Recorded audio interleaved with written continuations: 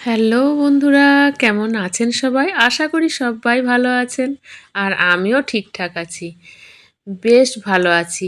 এখন হচ্ছে ঠিক বিকেল ৪:১৫-২০ হবে। তো কথা বললাম না, মুডটা ভালো থাকে না তো সবসময়। শুরুতেই আপনাদেরকে বলেই ফেললাম যে মুডটা ভালো থাকে না।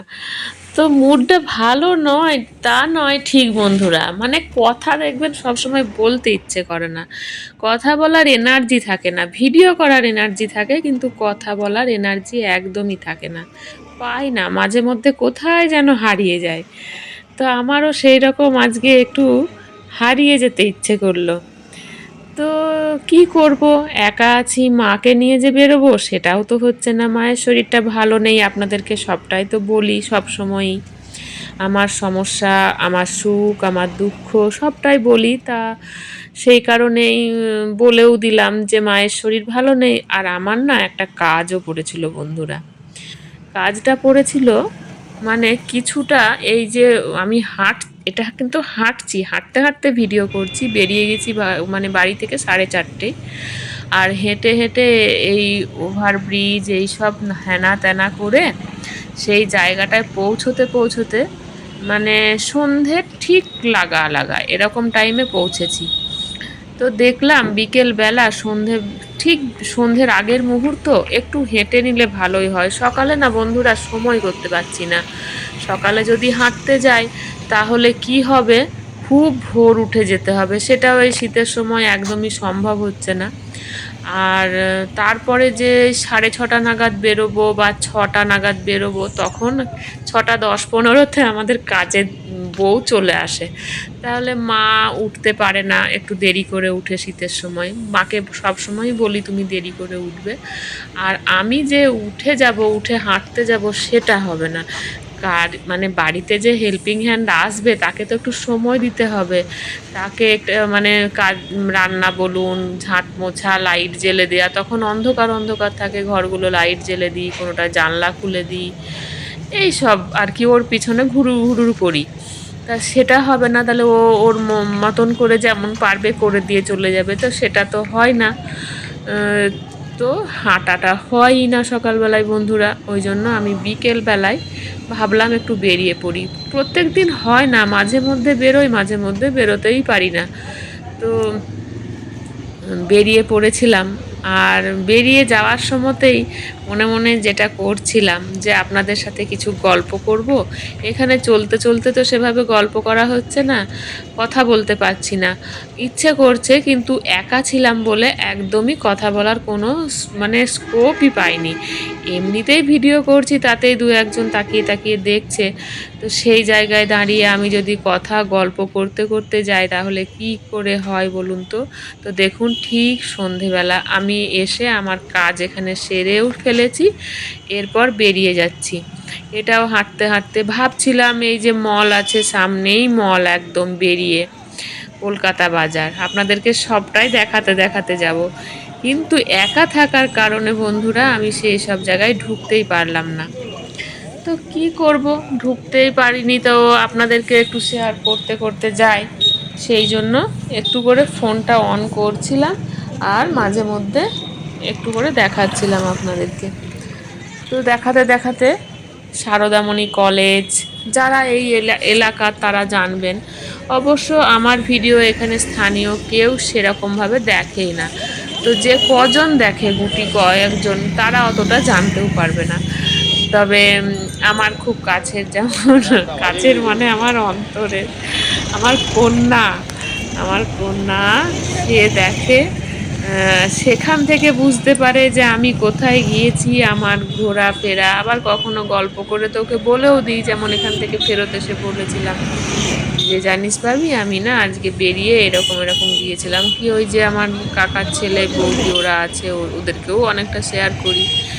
তো সেই আর কি, দেখুন পাশেই খাদিম, সেখান থেকে এই রকম লোকালয় আর এত সুন্দর প্রত্যেকটা জায়গা, খাদিম সেটা, খাদিম, খাদিমস নয়, খাদিম। তো এগুলোই যে ঢুকবো একা একা না ঠিক ইচ্ছে করলো না, ওই জন্য আর ঢুকলাম না। তো ভাবছিলাম যখন একা একা আসছিলাম যাচ্ছিলাম না, তখন ভাবছিলাম যে যখন ইচ্ছে করবে বেরোতে তখন অবশ্যই করে আপনারা বেরিয়ে যাবেন। ঘরের কোণায় বসে থেকে সময় নষ্ট করবেন না। বাইরে বেরিয়ে হেঁটে আসতে, ঘুরে আসতে তো কোনো ক্ষতি নেই। আমরা যদি বেরিয়েই পড়ি তাতে ক্ষতি আর কি? আর নিজের জন্য যদি একটু ভাবি যে নিজেকে ভালো রাখবো এই বয়সে এসে, তাহলে কেন আমরা পারবো না? আর হ্যাঁ বন্ধুরা, আমাদের মতন এই যে একটা বয়সে এসে আমরা দাঁড়িয়েছি, এই বয়সে এসে এখন মোটামুটি যেটা বলবো 45 প্লাস থেকে মোটামুটি আপনারা যতদিন পর্যন্ত সক্ষম থাকছেন ততদিন পর্যন্ত নিজের ইচ্ছেগুলোকে পূরণ করতে কিন্তু বন্ধুরা ছাড়বেন না। কেননা এই যে সময়টা আমরা পার করে যাচ্ছি না, এটা আর আমরা কখনোই ফেরত পাবো না। যেটা চলে যাচ্ছে সেটা চলে যাচ্ছে, সেটা আর কোনোদিনই আমাদের জীবনে আর আসবে না। আর পুনর্জন্ম সেগুলো আলাদা কথা, সেগুলো অন্য রকম একটা মিনিং সেই সব কথার থাকে। তো সেই জায়গাটাই আমরা বিশ্বাসই করি না আমাদের মতন মানুষরা, পরের জন্মে কি হবে না হবে। তবে এই বয়সে এসে আমাদের শারীরিক ক্ষমতা যতক্ষণ আছে ততক্ষণ আমাদের মনের ইচ্ছেটা আমরা পূরণ করি। হ্যাঁ, সেরকম ইচ্ছে নয় যে আকাশ ছোঁয়া ইচ্ছে, কিছু কিছু ইচ্ছে থাকে এই জায়গায় যাব, এইটা করব, এইটা কিনে আনবো আমার সামর্থ্যের মধ্যে থেকে। বা আমি একটু, আমার এখন বেড়াতে ইচ্ছে করছে, আমার একটু বাইরে যেতে ইচ্ছে করছে, সেই ইচ্ছেগুলো তো আমরা পূরণ করতেই পারি বন্ধুরা। আর শরীরটাকে ফিট রাখতে, মনটাকে ফিট রাখতে আমরা এগুলো কিন্তু করতেই পারি। দেখুন কতগুলো জায়গা পেরিয়ে পেরিয়ে চলে যাচ্ছি, এটা হচ্ছে শ্রীলেদার্স। তো যাই হোক, আমি এটাই আপনাদেরকে সবাইকে এটাই বলবো যে আপনারা কিন্তু ঘরের কোণে বসে থাকবেন না। নিজের শরীরটা, নিজের মনটা নিজের হাতের মুঠোয় রাখুন।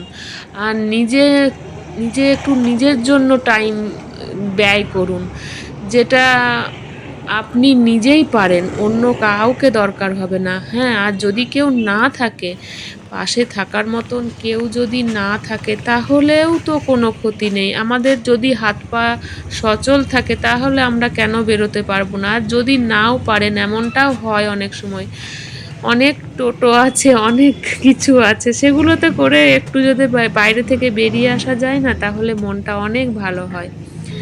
আর একটু হাঁটা চলার মধ্যে থাকলে শরীরও ফিট থাকে, মনও ফিট থাকে। খাওয়া দাওয়া বলবো বন্ধুরা, খাওয়া দাওয়াটা কিন্তু এই বয়সে এসে আমাদের খুবই দরকার। যেমন ক্যালসিয়াম জাতীয় খাবার আমাদের খুবই দরকারের মধ্যে পড়ে। আর আমরা যদি আমাদের শরীরটাকে সচেতন সচল করে রাখতে না পারি, তাহলে আমাদের বাড়িতে যেসব মানুষরা আছে, যেসব ব্যক্তিরা আছে, মানে তারা আমাদের উপর নির্ভর করে বেঁচে আছে, তো তাদের জন্য আমাদেরকে অবশ্যই করে ভালো থাকতে হবে। তো সেই জন্যই বলছি, নিজের শরীরের উপর যত্ন দিন। সময় একটা জায়গায় এসে দেখবেন এক্সারসাইজের খুবই দরকার, যেখানে সারাটা দিনের মধ্যে অন্তত 30 মিনিট নিজেদের জন্য ব্যয় করুন। একটু এক্সারসাইজ করুন, বাড়িতে বসে যদি না পারেন বাইরে থেকে একটু হেঁটে আসুন, দেখবেন 5 জনের সঙ্গে দেখা হলে মনটা অটোমেটিক আপনাদের ভালো হয়ে যাবে। আমি কিন্তু এটা করে থাকি। আমার যেদিন ভালো লাগে না, যেদিন মনটা একটু উড়ু উড়ু হয়, সেদিন কিন্তু আমি এই কাজগুলো করে থাকি। তো দেখুন আমি হেঁটে হেঁটেই গিয়েছিলাম, হেঁটে হেঁটেই এলাম। ইচ্ছে করলে টোটোয় উঠতে পারতাম, কিন্তু দেখলাম যে না, ঠিক আছে থাক, আমি একটু হাঁটি না, হাঁটলে ক্ষতি কী? আর নিজেদেরকে ভালো রাখা শুধু যে নিজেদের স্বার্থে, এটা কিন্তু ভাববেন না। আমাদেরকে ভালো রাখতে হবে, আমাদের বাড়িতে যেসব আত্মীয় পরিজন, ছোট বাচ্চাও আছে অনেকের, কচিকাঁচা আছে, স্বামী আছে, শ্বশুর শাশুড়ি, মা বাবা, অনেকেরই অনেকে আছে। তো তাদেরকে দেখাশুনো, তাদেরকে ভালো রাখার জন্য আমাদেরকে ভালো থাকতে হবে। সেই কথাই আজকে আপনাদেরকে বারবার করে বলছি, আপনারা অন্তত নিজেদেরকে ভালো রাখার জন্য চেষ্টা চালিয়ে যান। আর একটু হলেও এক্সারসাইজ করুন, খাওয়া দাওয়া ঠিকঠাক করুন, আর মনটাকে ভালো রাখুন, মনটাকে খুশি রাখুন। সবাইকে ভালো রাখতে গেলে নিজের মনটাকে আগে খুশি, আগে ভালো রাখতে হবে। আর সত্যি কথা বলুন তো বন্ধুরা, আমাদের মন মেজাজ যদি ভালো না থাকে, সত্যি কি আমরা ভালোভাবে অন্যের সাথে কথা বলতে পারি? না অন্যের কোনো সমস্যা হলো সেটার সমাধান করতে পারি, না তাদের কোনো উপকারে লাগতে পারি? কিছুই পারি না। তো সেই জন্যই বলবো, নিজেকে ভালো রাখার জন্য খুব ভালো থাকুন, ভালো মনটা সুন্দর ফুরফুরে রাখার জন্য নিজের জন্য একটু সময় কাটান আর নিজেকে ভালো রাখুন। তো এইটুকুই আজকের ভিডিও বন্ধুরা। বাড়ি ঢুকলাম 6:20, অনেকক্ষণই বেরিয়েছি, তখন প্রায় 4:45,